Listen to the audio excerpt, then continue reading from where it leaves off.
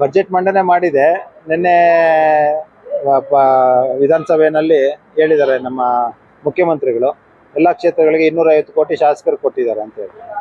ಅಂದ್ರೆ ಯಾವ ಗ್ಯಾರಂಟಿ ಸ್ಕೀಮ್ಗಳಿಗೆ ಬಂದಿದೆ ಹಣ ಅದು ಶಾಸಕರಿಗೆ ಹೇಳ್ತಾ ಇದ್ದಾರೆ, ನಿಮ್ಮ ಕ್ಷೇತ್ರಕ್ಕೆ ಹಣ ಬಂದಿದೆ ಅಂತ ಹೇಳಿ. ಅವ್ರು ಕೇಳ್ತಾ ಇರೋದು ಶಾಸಕರ ನಿಧಿಯನ್ನ ಶಾಸಕರು ರಸ್ತೆಗಳ ಅಭಿವೃದ್ಧಿಗೋಸ್ಕರವಾಗಿ ಮೂಲಭೂತ ಸೌಕರ್ಯಗಳ ಅಭಿವೃದ್ಧಿಗೋಸ್ಕರವಾಗಿ ಹಣವನ್ನ ಶಾಸಕರು ಕೇಳ್ತಾ ಇದ್ರೆ, ಗ್ಯಾರಂಟಿಗಳ ಮುಖಾಂತರವಾಗಿ ನಿಮ್ಮ ಕ್ಷೇತ್ರಕ್ಕೆ ಹಣ ಬಂದಿದೆ ಅಂತ ಹೇಳ್ತಾ ಇದ್ದಾರೆ.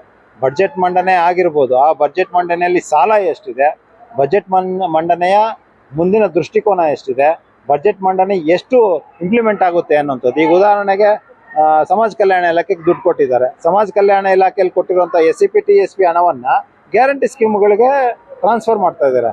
ಇದು ಬಜೆಟ್ನಲ್ಲಿ ತೋರಿಸ್ತಾ ಇದ್ದಾರೆ SC STಗಳಿಗೆ ಹಣ ಕೊಡ್ತಾ ಇದ್ದೀವಿ ಅಂತೇಳಿ. ಆದರೆ ನೋಡಿದ್ರೆ ಅದನ್ನು ಗ್ಯಾರಂಟಿ ಸ್ಕೀಮ್ಗಳಿಗೆ ಹೋಗ್ತಾ ಇದೆ. ಗ್ಯಾರಂಟಿ ಸ್ಕೀಮ್ಗೆ ಹಣ ಕೊಟ್ಟರೆ ಅದು SCಗಳ ಅಭಿವೃದ್ಧಿ ಆಗುತ್ತಾ, ಗ್ಯಾರಂಟಿ ಸ್ಕೀಮ್ಗಳು ಕೊಟ್ಟರೆ ಅದು STಗಳ ಅಭಿವೃದ್ಧಿ ಆಗುತ್ತಾ? ಇದೊಂದು ರೀತಿಯಲ್ಲಿ ಅವರು ಜನರ ಕಣ್ಣಿಗೆ ಮಣ್ಣೆರಚುವಂಥದ್ದು. ಅವರು ಗ್ಯಾರಂಟಿಗಳು ಕೊಡಬಾರ್ದು ಅಂತ ಹೇಳ್ತಲ್ಲ, ಗ್ಯಾರಂಟಿಗಳು ಕೊಡಬೇಕು. ಯಾಕಂದ್ರೆ ಅವ್ರು ಗ್ಯಾರಂಟಿ ಹೆಸರು ಹೇಳಿ ಬಂದಿರುವಂಥದ್ದು. ಆದ್ರೆ ಗ್ಯಾರಂಟಿಗಳಿಗೆ ಸಪ್ರೇಟ್ ಹಣವನ್ನ ಮೀಸಲಾಗಿಡ್ಲಿ. SC ST ಹಣವನ್ನ ತೆಗೆದುಕೊಂಡು ನೀವು ಗ್ಯಾರಂಟಿಗಳು ಕೊಡ್ಬೇಕಂತ ಯಾವ ಇದರಲ್ಲಿ ಹೇಳಿದೆ? ನೀವೇನಾದ್ರೂ ಎಲೆಕ್ಷನ್ ಮುಂಚೆ ಆ ರೀತಿಯಲ್ಲಿ ಹೇಳಿದ್ರ? ಇದನ್ನೆಲ್ಲ ಒಂದ್ಸಲ ನೋಡ್ಬೇಕಾಗುತ್ತೆ. ಇವತ್ತು ಅತಿ ಹೆಚ್ಚಿನ ಸಾಲ ಮಾಡ್ತಾ ಇರುವಂತ ರಾಜ್ಯಗಳಲ್ಲಿ ಕರ್ನಾಟಕ ರಾಜ್ಯವೂ ಒಂದು. ಸಾಲ ಏನು ಸುಮ್ಮನೆ ಕೊಡೋದಿಲ್ಲ, ಸಾಲ ಬರುವಂಥದ್ದು ಅದಕ್ಕೆ ಬಡ್ಡಿನೇ ಕಟ್ಟಬೇಕಾಗುತ್ತೆ.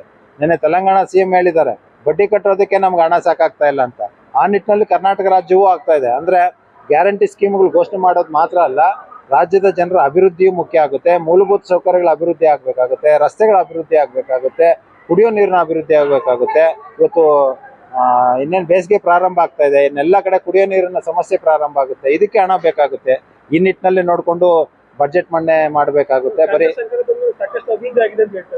ಅದೇ ಹೇಳ್ತಾ ಇದ್ದಾರೆ, ಗ್ಯಾರಂಟಿಗಳು ಕೊಡೋದೇ ಅಭಿವೃದ್ಧಿ ಅಂತ ಅನ್ಸ್ಬಿಟ್ಟಿದೆ ಅವ್ರಿಗೆ. ಅನೇಕ BJP ಕಾಲದಲ್ಲಿ ಆಗಿದ್ದಂತ ಅನೇಕ ಕಾರ್ಯಕ್ರಮಗಳನ್ನು ನಿಲ್ಸಿಬಿಟ್ಟಿದ್ದಾರೆ.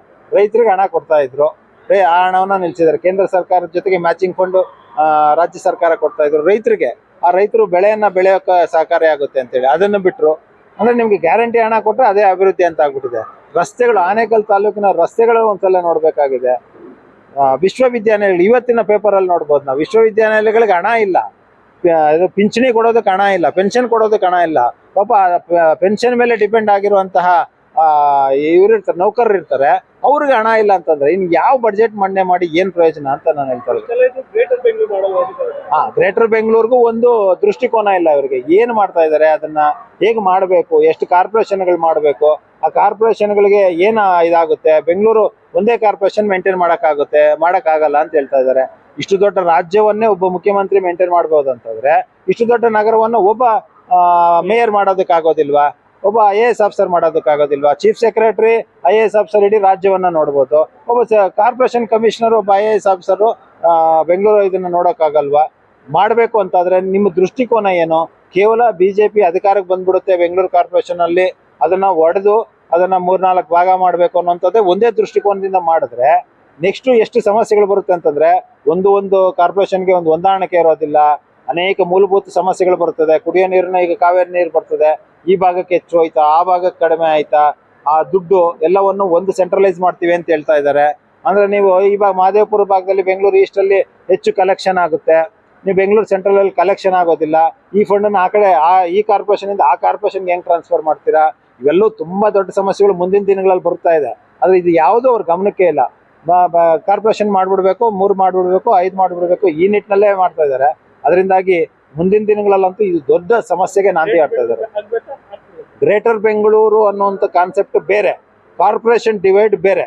ಗ್ರೇಟರ್ ಕಾರ್ಪೊರೇಷನ್ ಮಾಡ್ತಾ ಇರೋಂಥದ್ದೇನೋ, ಗ್ರೇಟರ್ ಬೆಂಗಳೂರು ಮಾಡ್ತಾ ಇರೋಂಥದ್ದೇನೋ, ಎಲ್ಲ ಇದನ್ನ ಒಂದು ಮಾಡಬೇಕು. ಅಂದ್ರೆ BWSSB ಇರ್ಬೋದು, ಅಥವಾ BMRCL ಇರ್ಬೋದು, ಅಥವಾ BMRD, BDA, ಇವೆಲ್ಲವನ್ನು ಒಂದುಗೂಡಿಸಿ ಮಾಡುವಂಥದ್ದು ಗ್ರೇಟರ್ ಬ್ಯಾಂಗ್ಳೂರು. ಅದು ಬೇರೆ ಕಾನ್ಸೆಪ್ಟೇ ಬೇರೆ. ಆದ್ರೆ ಇವರು ಆ ಹೆಸರಿನಲ್ಲಿ ಕಾರ್ಪೊರೇಷನ್ಗಳು ಮಾಡಕ್ ಹೊರಟಿದ್ದಾರೆ. 3 ಕಾರ್ಪೊರೇಷನ್, 5 ಕಾರ್ಪೊರೇಷನ್ ಅಂತ ಮಾಡ್ಲಿಕ್ಕೆ ಹೊರಟಿದ್ದಾರೆ. ಒಂದೊಂದು ಕಾರ್ಪೊರೇಷನ್ಗೆ ಒಂದೊಂದು ಕಮಿಷನರ್, ಒಂದೊಂದು ಕಾರ್ಪೊರೇಷನ್ಗೆ ಒಂದೊಂದು ಮೇಯರು. ಈ ಒಟ್ಟು ಬೆಂಗಳೂರಿನ ಅಭಿವೃದ್ಧಿ, ಸಮಗ್ರವಾಗಿರುವಂತಹ ಅಭಿವೃದ್ಧಿ ಮುಂದಿನ ದಿನಗಳಲ್ಲಿ ಹೋಗುತ್ತೆ. ಇವೆಲ್ಲವೂ ಡಿಸೆಂಟ್ರಲೈಸ್ ಆಗಿ ಕೊನೆಯಲ್ಲಿ ಎಲ್ಲ ಒಂದೊಂದು ಕಾರ್ಪೊರೇಷನ್ ಕಿತ್ತಾಡುವಂತ ಪರಿಸ್ಥಿತಿನಲ್ಲಿ ಮುಂದಿನ ದಿನಗಳಲ್ಲಿ ಬರುತ್ತೆ. ಬೆಂಗಳೂರಿನ ನಾಡಪ್ರಭು ಕೆಂಪೇಗೌಡರು ಕಟ್ಟಿದಂತ ಬೆಂಗಳೂರನ್ನ ಒಡೆಯುವಂತ ಕೆಲಸ ಇವತ್ತು ಮಾಡ್ತಾ ಇದ್ದಾರೆ. ಆ ದೂರದೃಷ್ಟಿ ಇಲ್ಲದೆ ಇರುವಂತ ಯೋಜನೆ ಮಾಡ್ತಾ ಇದ್ದಾರೆ. ಅದು ತುಂಬಾ ನಿರಾಸೆ ಆಗ್ತದೆ.